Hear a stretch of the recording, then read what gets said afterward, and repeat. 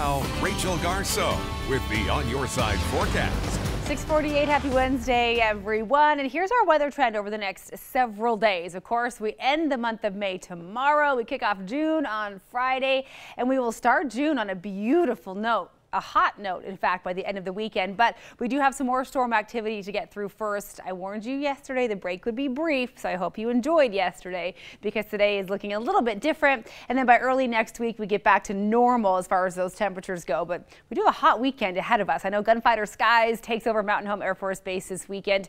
It'll be perfect weather for it, but just make sure you have lots of water, lots of sunscreen as you're out there in Mountain Home, out in that brilliant sunshine. So still stormy down in the south, but you can see Alberto, here's kind of the remnants of what was Tropical Storm Alberto, still bringing a lot of rain, but not as severe as we were looking at yesterday. So very hot down in the south. The warmth still stretches up north towards the Great Lakes region, but not quite as intense in the north as it's been the last couple of days. And then here's what's happening in our neck of the woods this morning. We had storms that rolled through the lower Treasure Valley, or the western end of the valley, early this morning. Around midnight is when we heard the wind start howling in Nampa. Most of that is over and done with, and this is what we're tracking right now. Sun Valley, you are waking up to some thunder and some lightning, probably some hail as well. That's what the purple is that we see here, kind of tracking behind that green.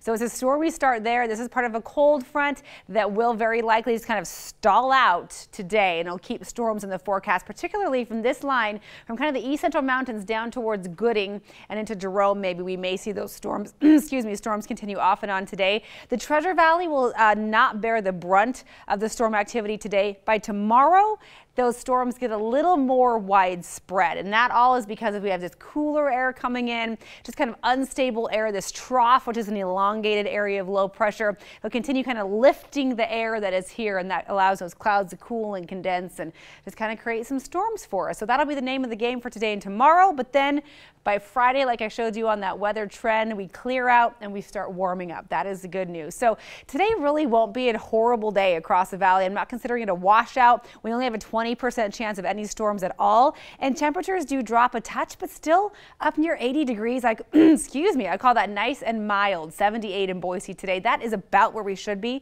for nearing the end of May. Up in the mountains, a little different story. Mostly cloudy skies, a high of 75 for Idaho City today. Only 65 with overcast conditions in McCall, and some little pop-up storms possible in the west central mountains. It'll stay stormy off and on today for the eastern mountains. 67 the high for Sun Valley.